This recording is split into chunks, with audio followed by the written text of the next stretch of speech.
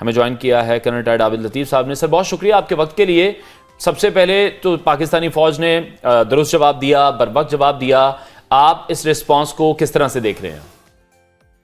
जी बहुत शुक्रिया अपने प्रोग्राम में लेने के लिए। जी देखें, ये आई थिंक ये जो रिस्पॉन्स था ये एक तो टाइमली था, मैयट था, प्रिसिशन गाइडेड था और जो था उन टेररिस्ट के ऊपर था ये अटैक जो कि पाकिस्तान में डिस्टर्बेंस पैदा कर रहे हैं। इसमें कोई सिविलियन कैजुअल्टी नहीं हुई, इसमें किसी और चीज को ऐसे नुकसान नहीं पहुंचा।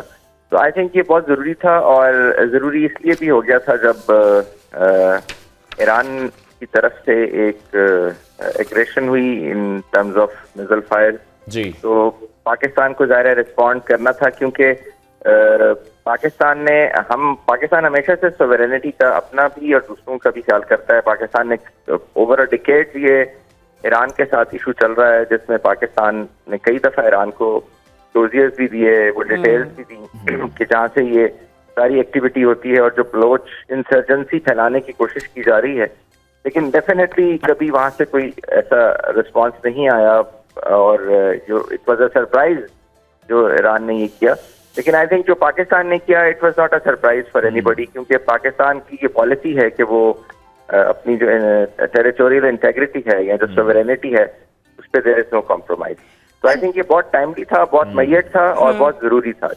अभी सब लेकिन ऐसे पे तेहरान की तरफ से खामोशी, इस चीज के हवाले से बात ना करना और चुप साधे रहना, आपको क्या लगता है ये दुश्मन की कोई दूसरी चाल भी हो सकती है, या फिर ईरान वाकई पाकिस्तान के से मिलने वाले जवाब के बाद इस वक्त खामोशी से बैठ गया है और ये कोशिश करता हुआ अब नजर आएगा कि शायद वो मामला को बेहतरी की तरफ लेके जाए बजाय इसके कि वो उसे मजीद बिगाड़े खित्ते में?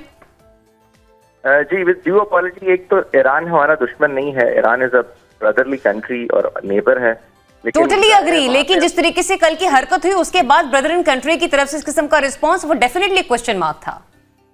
जी क्वेश्चन मार्क था और उस क्वेश्चन मार्क का जवाब हमने दे दिया। लेकिन बात यह है कि देखने की बात है कि ऐसा वहां से क्यों किया गया। देखिए, आप उनकी मिलिट्री स्ट्रक्चर को अगर आप समझें तो उनकी रेगुलर आर्मी है और उसके साथ उनकी इस्लामिक रेवोल्यूशनरी गार्ड कोर है। अब जो इस्लामिक रेवोल्यूशनरी गार्ड कोर है वो एक्चुअली स्टेट के भी कंट्रोल में नहीं है, वो उनकी जो थियोक्रेटिक जो उनका सेटअप है वो उसके अंदर आती है।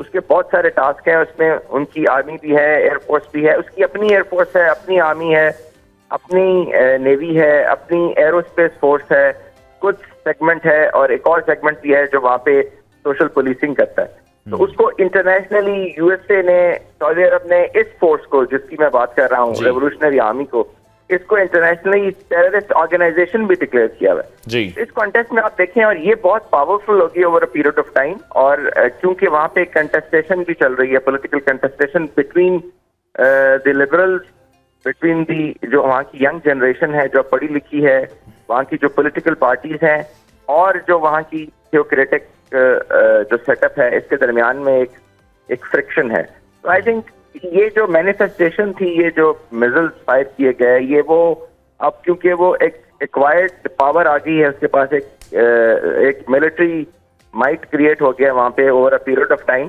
तो शायद वो उन्होंने कुछ मिसकैलकुलेशंस की और सीरिया ने और इराक ने तो बर्दाश्त कर लिया, लेकिन पाकिस्तान इज नॉट सीरिया और इराक। इस कॉन्टेक्स्ट में अब देखने की बात यह है कि जो सेन एलिमेंट्स हैं, जो रैशनल एलिमेंट्स हैं ईरान में, वो यही कह रहे हैं कि ये जो कुछ हो गया यहाँ से अब हमें सैनिटी के साथ और रैशनैलिटी के साथ आगे चलना चाहिए, इसको एस्केलेट नहीं करना चाहिए। कहना साहब, ये सर्जिकल स्ट्राइक का जो ड्रामा है हमने देखा कि भारत ने शुरू किया था, उस टाइम भी बड़ा एक जबरदस्त जवाब दिया गया, मैयट जवाब दिया गया और बरवक्त जवाब दिया गया था पाकिस्तानी फोर्सेस की जानिब से। हालिया हमले से पहले भी फिर हम देख रहे हैं जब भी पाकिस्तान में इस तरह से कोई भी वाकया होता है, कोई दहशतगर्दी का वाकया भी होता है, ताने बाने हमेशा हिंदुस्तान से मिले हैं, रॉ से मिले हैं, RSS से मिले हैं। अभी भी आप क्या देख रहे हैं, इस हमले से पहले भी तेहरान में जो भारतीय वजीर खारजा थे जयशंकर, वो मौजूद थे। कहीं ना कहीं आपको लगता है कि कड़ियां कहीं ना कहीं से मिलेंगी? और क्योंकि पहले भी हम देखते रहे हैं, कुलभूषण की भी अगर बात कर लें, वो भी ईरानी पासपोर्ट पर पाकिस्तान में पहुंचा था। बिल्कुल, जैसे आप और आपकी एंकर भी अभी आप पहले बात कर रहे थे और बिल्कुल ठीक आप कह रहे थे कि जी ये इंडियन इन्फ्लुएंस जो है वो इसमें काफी हद तक इन्वॉल्व नजर आता है। देखिए, इंडिया जो अपनी जो स्ट्रेटेजिक पॉलिसीज है वो डेफिनेटली अपनी जो एपिक है जिसमें महाभारत है, रामायण है और वो भारत 5000 साल पहले जो किंग भारत और 12 किंग्स की जो कहानी है उसको सामने रख के बनाते हैं, और इसके अलावा जो चाणक्य की फिलॉसफी है उसको फॉलो करता है। तो चाणक्य की फिलॉसफी यही कहती है कि आपका जो दुश्मन मुल्क है उसके जो हमसाए हैं उनको उस मुल्क का दुश्मन बना दें किसी भी तरीके से। तो वो उसकी कोशिश कर रहा है, बड़े अरसे से कर रहा है। चाबार पोर्ट के अंदर हमने देखा कि वो सारा अब कंट्रोल उसने काउंटर करने के लिए गवादर को वहां पे ले लिया, उसको मैनेज कर रहा है, उसको अफगानिस्तान और सेंट्रल एशिया के साथ लिंक कर रहा है। बहुत अरसे से ईरान के साथ उसके बहुत अच्छे ताल्लुकात हैं, और उन ताल्लुकात में वो सिक्योरिटी नेचर के ताल्लुकात हैं, जिसमें वो ईरान को इन अ वे डिक्टेट करने की कोशिश करता है कि उसकी रीजनल पॉलिसी क्या होनी चाहिए और उसकी पाकिस्तान के ऊपर क्या पॉलिसी होनी चाहिए। तो वो एक नेटवर्क जो है वो वहां से डेफिनेटली उनके ताने बाने मिलते हैं। और वो अब जो मैं पहले बात कर रहा था कि ये ऐसा क्यों है कि ईरान की जो गवर्नमेंट है, ईरान की जो फॉरेन ऑफिस है, वो पाकिस्तान के साथ मतलब जैसे एक नॉर्मल कंट्री बात करती है, जैसे एक फ्रेंडली कंट्री बात करती है, वो रिलेशंस हैं। लेकिन फिर ये वाली चीजें जो है ये कौन जो है वो उसको कर रहा है। तो आई थिंक वो जो हम बात कर रहे थे पहले रेवोल्यूशनरी फोर्स का जो वो सेगमेंट है, जो कुछ फोर्स का सेगमेंट है, जो कि उनकी intelligence foreign non state actors जितने हैं पूरी दुनिया में इसको खुद मॉनिटर करते हैं, तो वो खुद और उनकी अपनी पॉलिसी है।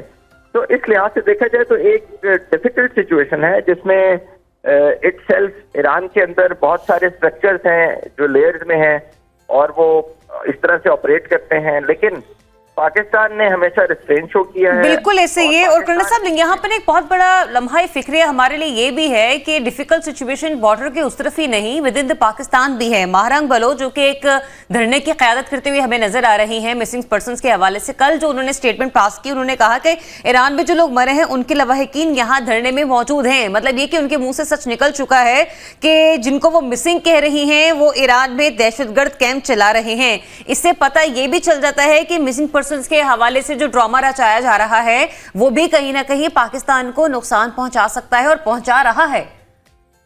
जी बिल्कुल ठीक कह रही हैं आप। देखें ये कम्प्रिहेंसिव पॉलिसी है जिसमें इंडिया जो है वो अफगानिस्तान को भी उसने पाकिस्तान के खिलाफ अफगानी अवाम को पाकिस्तान के खिलाफ करने की पूरी कोशिश की, क्योंकि वहां पे जब नेटो फोर्सेस थी, अमेरिकन थे, तो वहां पे जो लोगों के साथ ट्रेनिंग और जो डेवलपमेंट के काम थे और अफगान आर्मी की ट्रेनिंग थी वो सब उनके पास थी। इसी तरह ईरान, अफगानिस्तान और ये बलोच एलिमेंट जो हैं सब जानते हैं। अब जो पिछले दिनों बहुत सारे बलोच जो टेररिस्ट थे जिन्होंने सरेंडर किया, उन्होंने टीवी पे आके, मीडिया के सामने आके ये स्टेटमेंट दी कि उनको पैसे कहाँ से आते थे, वेपन कहाँ से मिलता था, उनका सोर्स क्या था।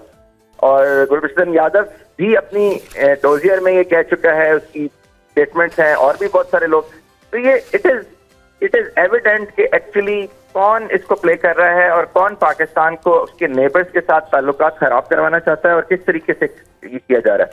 लेकिन ये एक्चुअली हमें लेकिन ये चीजें बहुत इनका जो रिस्पॉन्स है वो इसलिए भी मैयड होता है और इसके ऊपर बात भी इसलिए मैयड करनी चाहिए कि हमने इस ट्रैप के अंदर I think as a nation आने की जरूरत नहीं है। अब मैं देख रहा था कि बहुत सारे अब टीवी पे बहुत सारे लोग प्रिडिक्ट करने वाले आ गए हैं जो कह रहे हैं अगले हफ्ते में सामान जमा कर लें घर में खाने का, कल वॉर होने वाली है कुछ। तो आई थिंक ये देखिए कि हमें तो गैब का इल्म तो अल्लाह ताला के पास है, हमें प्लान करने का हुक्म है, प्रिडिक्ट करने का हुक्म नहीं है। तो इसलिए हमें एक अच्छी आई थिंक एक पॉजिटिव नोट के साथ दोबारा लेकिन करना साहब इस पूरे सिनेरियो में आप किस तरह से देख रहे हैं इस वक्त जो मशरिक वस्ता की सूरत हाल है? अगर हम इसराइल की बात करें, गजा की बात करें, उसके बाद हम देख रहे हैं कि अमेरिका जो इत्तेहादी ममालिक हैं वो फिर साथ साथ यमन पर हमले कर रहे हैं। ऐसे हालात में ईरान ने 3 हमसाया ममालिक पर हमले, उन्होंने भी अटैक कर दिया, तो कुछ समझ नहीं आ रही कि कोशिश क्यों की गई। देखिए वो एक्चुअली जो इंटरनेशनल जो पॉलिटिक्स है वो बहुत एक इस वक्त कॉम्प्लिकेटेड फेज में है। देखें जो मिडिल ईस्ट है वो डेफिनेटली अगर खुदा ना खास्ता ये चीज एस्केलेट होती है तो पूरे का पूरा मिडिल ईस्ट और जो गल्फ रीजन है वो डिस्टेबलाइज हो जाएगा। मैं कल भी किसी चैनल पे हम बात कर रहे थे तो मैंने वहां पे कहा कि मुझे लगता ये है कि ये खुदा ना खास्ता ऐसा ना हो कि ये सेकेंड वर्ल्ड वॉर में जैसे यूरोप पूरे का पूरा one country after the other वो जो डोमिनो थ्योरी है उसके तहत इन्वॉल्व हो गया था, तो ऐसा हो जाएगा। इसलिए इसको आई थिंक कंट्रोल करने की और डिफरेंट प्लेयर्स को, और इसमें सबसे जो इफेक्टिव प्लेयर है इस वक्त जो अपना रोल अदा कर सकता है जी। वो चाइनीज गवर्नमेंट है, और चाइनीज गवर्नमेंट इसमें कर रही है क्योंकि ईरान के साथ, पाकिस्तान के साथ, जो ईरान, पाकिस्तान और चाइना का जो ट्रायंगल है जी वो बहुत इफेक्टिव है। वो ऑलरेडी ट्रेड भी है इसमें, और चाइनीज गवर्नमेंट जो है वो ईरान को सपोर्ट करती है। ईरान की बहुत सारी जो आप बायलैटरल और मल्टीलैटरल और जो ट्रेड एग्रीमेंट्स हैं, जी। कॉमर्स है और मिलिट्री रिलेशंस हैं, वो चाइना के साथ भी हैं। तो China is already playing its role, और चाइना की ये कोशिश है कि ये रीजन जो है ये डिस्टेबलाइज ना हो, क्योंकि अगर ये डिस्टेबलाइज हो गया तो जाहिर है ये चाइनीज बैकयार्ड भी है। तो ठीक है। इसलिए आई थिंक ये जरूरी है कि डिप्लोमेटिक एफर्ट्स की जाए और वो फौरन की और वो जारी रहें। ठीक है, बहुत शुक्रिया। Defence analyst colonel retired Abid Latif साहब हमारे साथ इन कॉन्वर्सेशन थे।